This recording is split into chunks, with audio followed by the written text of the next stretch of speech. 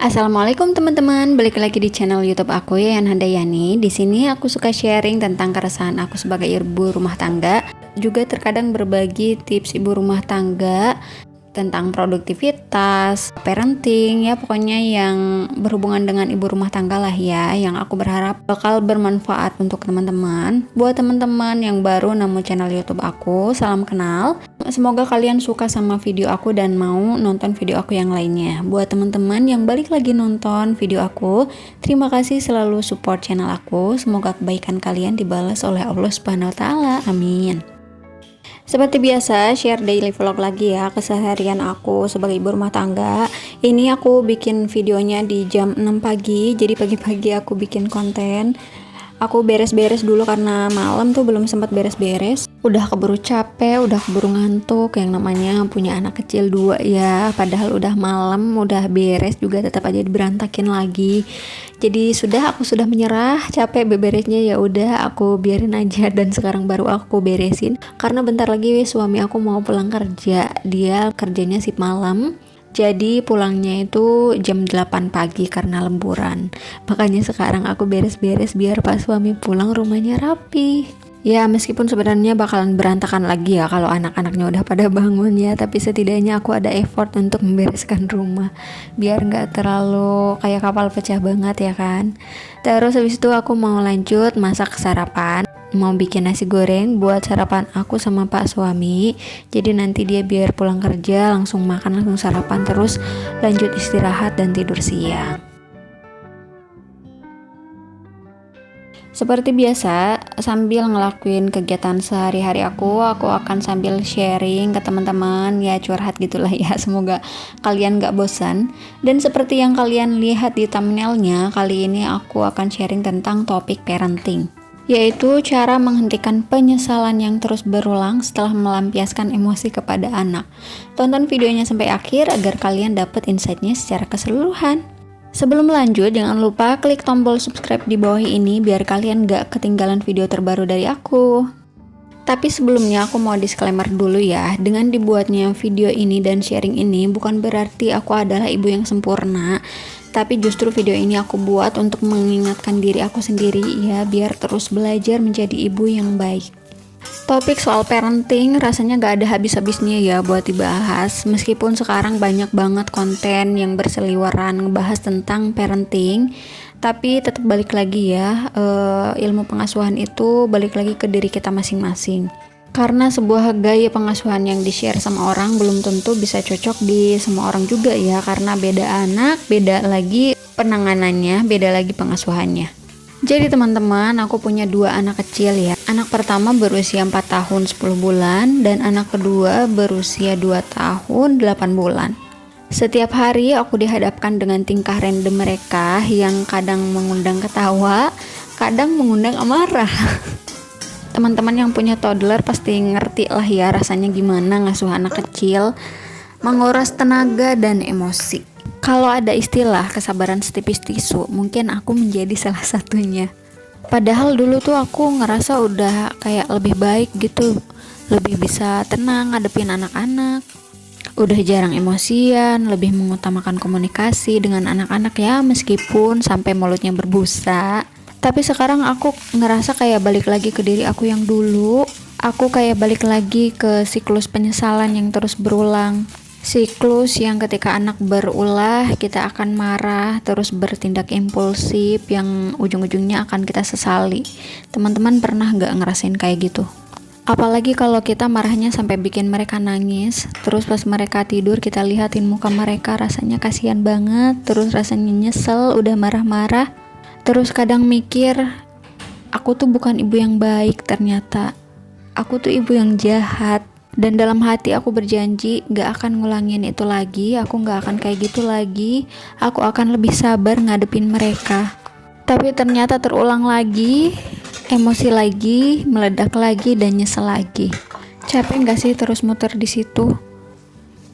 Kita marah, terus nyesel, tapi marah lagi.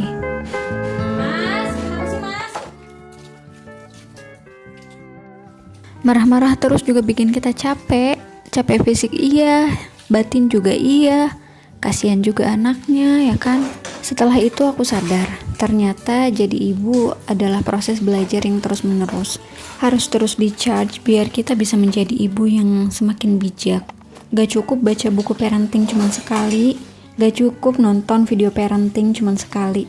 Harus terus di-charge biar kita nggak lupa, biar kita bisa menjadi ibu yang lebih baik setiap harinya. Ada satu buku yang jadi pedoman aku dalam mengatasi emosi ini, yaitu buku berjudul Ibu Boleh Marah, ditulis oleh Park Yoon Mi. Buku ini bagus banget, benar-benar menjawab semua pertanyaan aku tentang bagaimana cara mengendalikan emosi sebagai seorang ibu. Buku ini menjelaskan bahwa ibu yang baik ternyata bukanlah ibu yang gak pernah marah. Justru ibu yang baik adalah ibu yang bisa mengekspresikan emosinya dengan cara yang positif. Karena sejatinya emosi yang kita rasakan hadir itu untuk diekspresikan, bukan untuk ditahan.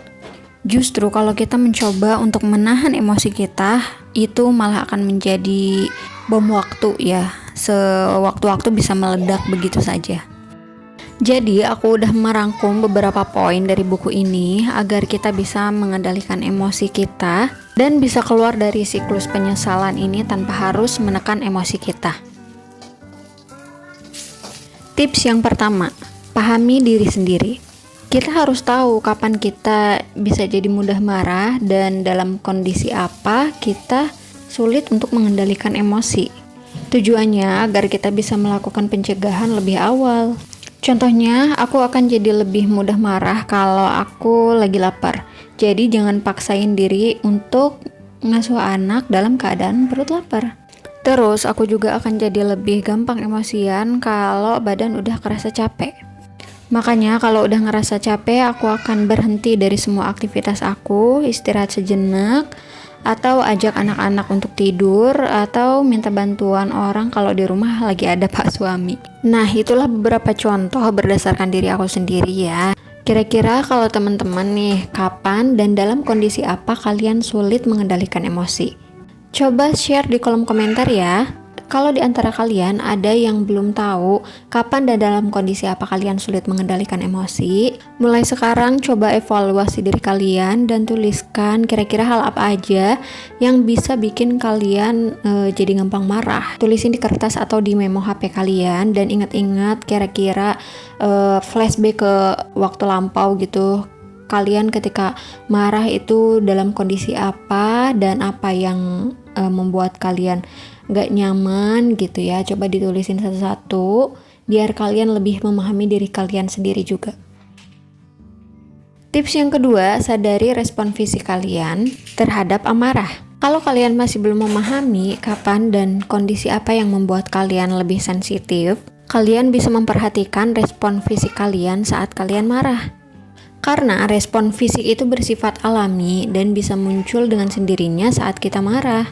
Misalnya, dada terasa sesak, temperatur di area wajah meningkat, dan sakit kepala. Kalau aku biasanya, kalau mau marah nih, kalau mau meledak, biasanya pipi itu kerasa agak panas, terus dada tuh kayak mendidih gitu. Terus jantung tuh berdebar lebih kencang, seperti genderang mau perang. Kayak lagu Ahmad Dhani.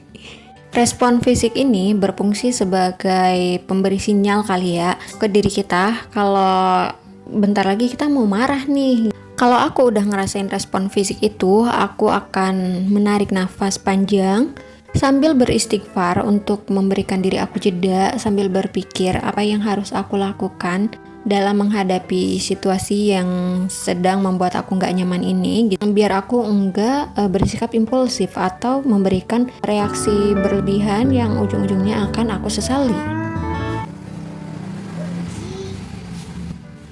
Tips yang ketiga, ubah mindset. Jangan selalu jadikan perilaku anak sebagai alasan dibalik amarah kita. Segala perasaan yang kita rasakan adalah tanggung jawab kita. Ubah sudut pandang dari luar ke dalam menjadi dalam keluar. Maksudnya itu, jangan jadikan faktor luar sebagai penyebab dari amarah kita, tapi kita lihat ke dalam diri kita sendiri, kita cari kira-kira apa alasan yang membuat kita marah. Cara mengendalikan emosi yang tepat adalah dengan mencari rangsangan yang menjadi penyebab emosi kita. Tanya diri kita, apa yang kita rasakan, apa yang membuat kita tidak nyaman. Karena perasaan negatif yang kita rasakan adalah tanda bahwa ada sesuatu yang penting bagi kita yang tidak terpenuhi. Yang aku lakukan biasanya nulis jurnal atau simpelnya bikin diary lah ya. Terus aku akan nulis semua yang aku rasakan. Dengan menulis jurnal, aku jadi bisa lebih memahami diri aku sendiri dan aku jadi tahu apa penyebab yang membuat aku nggak nyaman. Sampai nemu akar masalahnya dan aku bisa atasi satu persatu. Menurut aku ngasuh anak tuh kayak jadi teko ya. Kalau teko kita terlalu penuh, kita nggak akan bisa menampung emosi anak, yang ujung-ujungnya malah jadi luber, meledak gitu. Jadi sebelum ngasuh anak, usahakan untuk mengosongkan teko kita. Tips yang terakhir yang bisa kita lakukan untuk mengendalikan emosi adalah beristighfar, mengingat Allah Subhanahu wa Ta'ala. Ingat bahwa Allah selalu bersama kita, Allah selalu mengawasi kita, Allah Maha melihat. Menurut aku, pikiran ini penting banget ya sebagai pertolongan pertama untuk kita dalam mengendalikan emosi. Anak adalah amanah dari Allah. Anak kecil belum bisa membedakan mana yang boleh dilakukan dan mana yang tidak boleh dilakukan. Justru Allah menitipkan mereka pada kita agar kita bisa mendidik mereka menjadi manusia yang baik yang kelak akan menjadi khalifah di bumi yang akan menggantikan kita. Jadi selalu ingat Allah Subhanahu wa Ta'ala setiap kali kita akan melampiaskan emosi kita pada siapapun. Karena pikiran buruk dan hawa nafsu itu pasti datangnya dari setan. Perlu diingat juga ya, slogan children see, children do. Bagaimana cara kita mengekspresikan emosi akan ditiru oleh anak kita. Jadi sebaiknya ekspresikan emosi dengan cara yang positif. Jangan bertindak impulsif dan meledak begitu saja. Jangan hanya fokus pada kesalahan yang anak buat, fokuslah pada apa yang perlu anak perbaiki dari sikap mereka. Dan apa yang harus kita perbaiki sebagai orang tua agar anak tidak melakukan kesalahan itu lagi. Ingat ya teman-teman, masa kecil mereka cuma sebentar, jadi isilah waktu yang sebentar ini dengan penuh kasih sayang, biar gak jadi trauma yang akan mereka ingat hingga mereka dewasa nanti.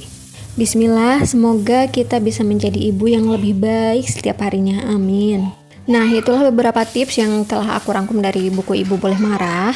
Menurut aku isi bukunya relate banget, gak muluk-muluk dan gampang dipahami. Jujur selama pengisian voice over video ini, aku gak ngerasa kayak lagi sharing ke teman-teman, tapi aku kayak ngerasa lagi ngomong ke diri aku sendiri. Ya, jadi sharing kita sampai sini dulu. Semoga video yang aku buat ini bisa bermanfaat untuk teman-teman. Kalau bermanfaat, tolong di-share ke teman-teman kalian yang lain ya. Dan jangan lupa untuk like videonya juga.